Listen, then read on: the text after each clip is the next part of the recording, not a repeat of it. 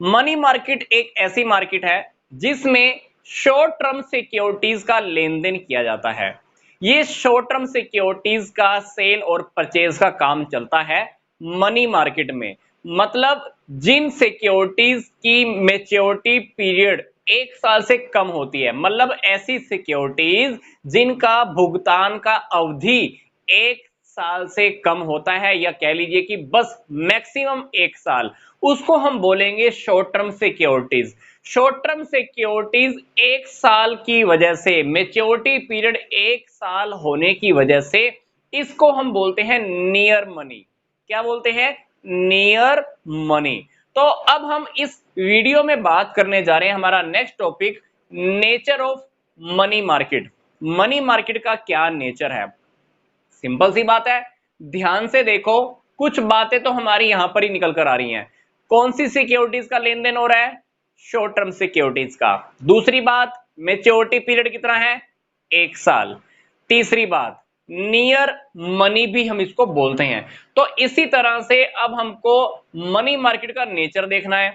पहली बात, मोर लिक्विडिटी।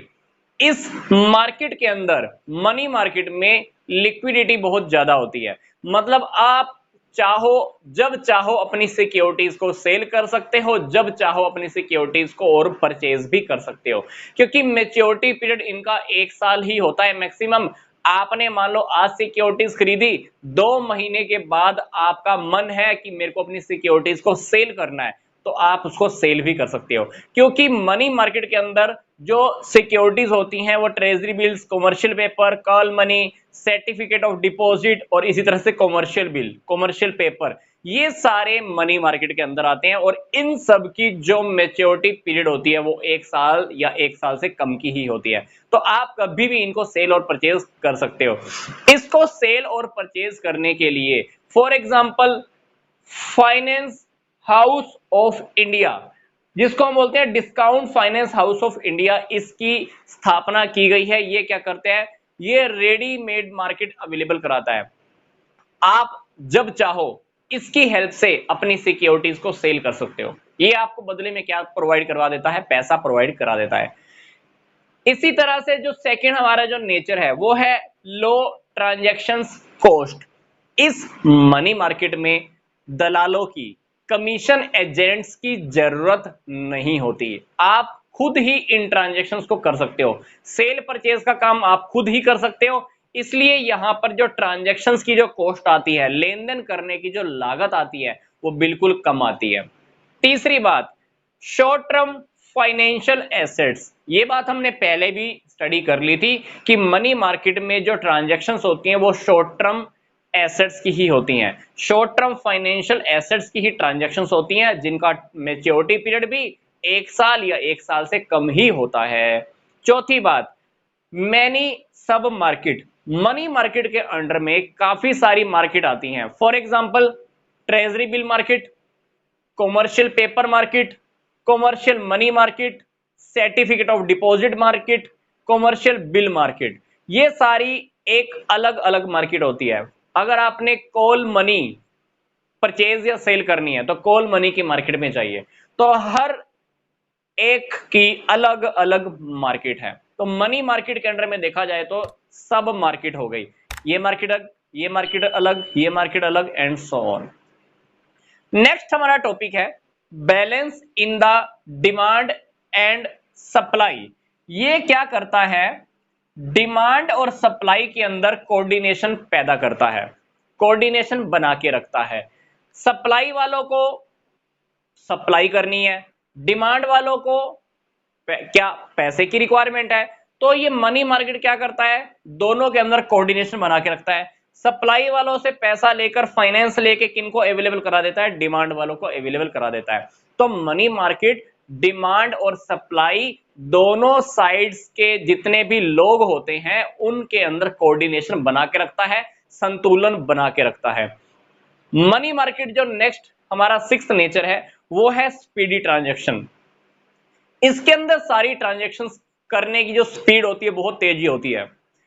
जरूरी नहीं है कि आप मार्केट में जाओगे तभी सेल परचेज कर पाओगे। मोस्टली ट्रांजैक्शन फोन कॉल पे ही हो जाती है, कि भाई मेरी ये वाली ट्रांजैक्शन कर दे, मेरी ये वाली ट्रांजैक्शन कर दे।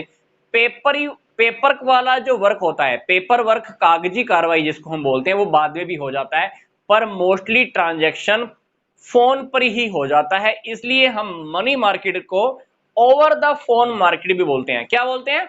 ओवर द फोन मार्केट, क्योंकि सारी ट्रांजैक्शन मोस्ट प्रोबेबली आपके फोन पे हो जाती है और कागजी कार्रवाई आप बाद में भी कर सकते हो। अब हमारा जो टॉपिक स्टार्ट होने जा रहा है वो है कैपिटल मार्केट। जैसा कि हमने मनी मार्केट में डिस्कस किया था कि मनी मार्केट में जो ट्रांजैक्शंस होती हैं वो शॉर्ट टर्म सिक्योरिटीज के अंदर होती हैं। तो अगर शॉर्ट टर्म सिक्योरिटीज का लेन देन यहां होता है तो लॉन्ग टर्म सिक्योरिटीज की ट्रांजैक्शंस कहां होती होंगी? डेफिनेटली कैपिटल मार्केट में। कैपिटल मार्केट में जो ट्रांजैक्शंस होती हैं वो लॉन्ग टर्म सिक्योरिटीज के अंदर होती हैं। कैपिटल मार्केट करता क्या है? कैपिटल मार्केट एक कंट्री की लॉन्ग टर्म फाइनेंशियल नीड्स को कंप्लीट करता है। किसी भी कंट्री की डेवलपमेंट के लिए, इंफ्रास्ट्रक्चर के डेवलपमेंट के लिए, कंपनीज की क्रिएशन के लिए बहुत लंबे समय के लिए पैसा चाहिए होता है। वो बहुत लंबे समय के लिए जो पैसा प्रोवाइड करवाना है, वो पैसा प्रोवाइड कराने की हेल्प कौन करता है? कैपिटल मार्केट करता है। कैपिटल मार्केट क्या देखता है कि पैसा किसके पास रखा हुआ है, पैसे की सप्लाई कौन कर सकता है, फिर ये देखता है कि पैसे की डिमांड किसको है। कैपिटल मार्केट क्या करता है? सप्लाई साइड से पैसा अवेलेबल कराता है डिमांड साइड को। तो कैपिटल मार्केट बीच में ऐसा लगा लीजिए इंटरमीडिएटर का रोल प्ले करता है। सप्लाई साइड से पैसा डिमांड साइड को अवेलेबल कराता है। तो डिमांड साइड इंफ्रास्ट्रक्चर हो सकती है, देश की अर्थव्यवस्था को चलाने वाली कंपनियां हो सकती हैं, गवर्नमेंट हो सकती है जिसको पैसे की जरूरत है। डिमांड साइड बदले में क्या करेगी? सप्लाई साइड को इंटरेस्ट और डिविडेंड पे करती है। तो capital market definitely long term financial needs को पूरा करती है। तो अब हम बात करते हैं कि कैपिटल मार्केट की नेचर क्या है। तो नेचर के अंदर जो पहला फंडा आ रहा है वो यह है कि कैपिटल मार्केट के दो पार्ट्स हैं। पहला है प्राइमरी मार्केट, दूसरा है सेकेंडरी मार्केट। अब प्राइमरी मार्केट और सेकेंडरी मार्केट क्या होती है ये हम नेक्स्ट वीडियो में डिस्कस करेंगे। तो बस मैं आपको फटाफट से बता देता हूं कि प्राइमरी मार्केट और secondary market equity share, preference share, debenture और कुछ लॉन्ग टर्म सिक्योरिटीज के ऊपर बेस होती है। इनिट के ऊपर ट्रांजैक्शंस ये करती रहती हैं। दूसरी बात, deals in long term securities. ये जो सिक्योरिटीज की हम बात कर रहे हैं ये सारी लॉन्ग टर्म सिक्योरिटीज होती हैं। लॉन्ग टर्म सिक्योरिटीज का मतलब होता है 1 साल से ज्यादा वाली सिक्योरिटीज, जिनका पेमेंट का टाइम पीरियड, जिनकी भुगतान की अवधि 1 साल के बाद ही होने वाली है, उनको हम बोलते हैं long term securities. Next, balance demand and supply. Capital market क्या करता है? लॉन्ग टर्म फाइनेंशियल नीड्स को पूरा करने के लिए डिमांड और सप्लाई दोनों साइड में कोऑर्डिनेशन पैदा करता है। सप्लाई साइड के पास पैसा एक्स्ट्रा रखा हुआ है तो कैपिटल मार्केट क्या करेगा? इनसे पैसा उठवा के डिमांड साइड को प्रोवाइड करता है और डिमांड साइड क्या करेगा? इनको रेगुलर इनकम देता रहता है। इन लोगों की इनकम और इंक्रीज होती है तो ये लोग फिर से इन्वेस्टमेंट करते रहते हैं और ये सर्कल ऐसा ही चलता रहता है। ये सर्कल चलाने के लिए हेल्प कौन करता है? Capital market. तो कैपिटल मार्केट का जो थर्ड फंक्शन है, थर्ड जो नेचर है, वो डिमांड और सप्लाई दोनों फैक्टर्स के अंदर, दोनों साइड्स में बैलेंस बना के रखना है। चौथी बात, ओनरशिप ऑफ बिजनेस। एक बिजनेस की ओनरशिप मान लो 10 लोगों के पास है, पर वो कंपनी क्या चाहती है? मान लो बिजनेस को एक्सपेंड करना चाहती है। वो कंपनी क्या करेगी? नए इक्विटी शेयर, प्रेफरेंस शेयर या डिबेंचर्स के थ्रू पैसा लेती है। मान लो उस बिजनेस ने पैसा लेना है इक्विटी शेयर्स के थ्रू, तो क्या करेगी? वो इक्विटी शेयर इशू करेगी। पहले उस कंपनी के कितने मालिक थे? पहले उस कंपनी के कितने ओनर थे? सिर्फ 10। अब अगर वो इक्विटी शेयर इशू करती है तो अब उस कंपनी के मालिक इंक्रीज हो जाएंगे, क्योंकि इक्विटी शेयर होल्डर्स कंपनी के ओनर होते हैं। तो उस कंपनी को स्टार्टिंग में मान लो 10 लोगों ने चलाया था, अब ये लोग अपने बिजनेस को बढ़ाना चाहते हैं तो क्या करेंगे? इक्विटी शेयर्स इशू करेंगे। जैसे ही ये इक्विटी शेयर इशू करेंगे तो कंपनी के ओनरशिप में इंक्रीज हो जाएगा। कंपनी के मालिक पहले 10 थे, हो सकता है कि कंपनी के मालिक अभी 1000 हो जाएं। तो अभी क्या होगा? बिजनेस केवल 10 लोगों के हाथ में ही नहीं रहेगा बल्कि कुछ और लोगों के हाथ में भी आ जाएगा। तो इससे बिजनेस की एक्सपेंशन भी होती है और ओनरशिप भी बढ़ती है। अगली बात, कैपिटल फॉर्मेशन, पूंजी का निर्माण करता है। पूंजी का निर्माण कैसे करता है? पैसा इनके पास था, यहां पैसा लगवाया, यहां से इनकम इनको मिली, फिर से पैसा और ज्यादा क्रिएट हुआ, पैसा इन्होंने इन्वेस्ट किया, तो पैसे को क्रिएशन करने का काम ये करता है, पूंजी के निर्माण में बहुत सहायक होता है। अगली बात, it helps in creating liquidity, ये लिक्विडिटी को क्रिएट करने में भी काम करता है। मान लीजिए इनको पैसा वापस चाहिए तो इनको पैसा टाइम से वापस मिल भी जाता है, जब इनको पैसा चाहिए इनको मिल जाता है, तो तरलता बना के रखता है। सिक्योरिटीज की सेल परचेज का काम भी कैपिटल मार्केट के अंडर में होता है।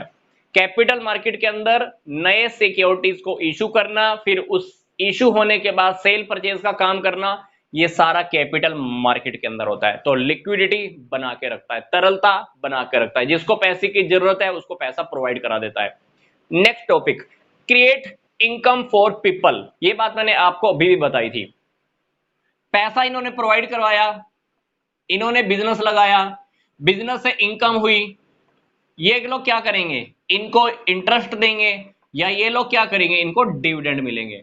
तो डिविडेंड और इंटरेस्ट की वजह से इनके लिए इनकम क्रिएट होती है, तो ये इनके इनकम का सोर्स बनता है। तो ये काम करवा कौन रहा है? Capital market. तो कैपिटल मार्केट क्या करता है? लोगों के लिए इनकम का सोर्स बन जाता है, लोगों को इनकम प्रोवाइड कराता है। वो इनकम इंटरेस्ट की फॉर्म में हो सकती है, डिविडेंड की फॉर्म में भी हो सकती है।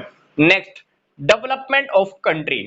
अब मान लो डिमांड साइड के अंदर गवर्नमेंट को पैसा चाहिए, या किसी इंफ्रास्ट्रक्चर कंपनी को पैसा चाहिए, बिजनेस चलाने के लिए पैसा चाहिए, डैम बनाने के लिए पैसा चाहिए, हॉस्पिटल्स बनाने के लिए पैसा चाहिए, या कुछ चैरिटेबल स्कूल्स चलाने के लिए पैसा चाहिए। वो सारा पैसा कहां से आएगा? जब ये लोग प्रोवाइड करवाएंगे।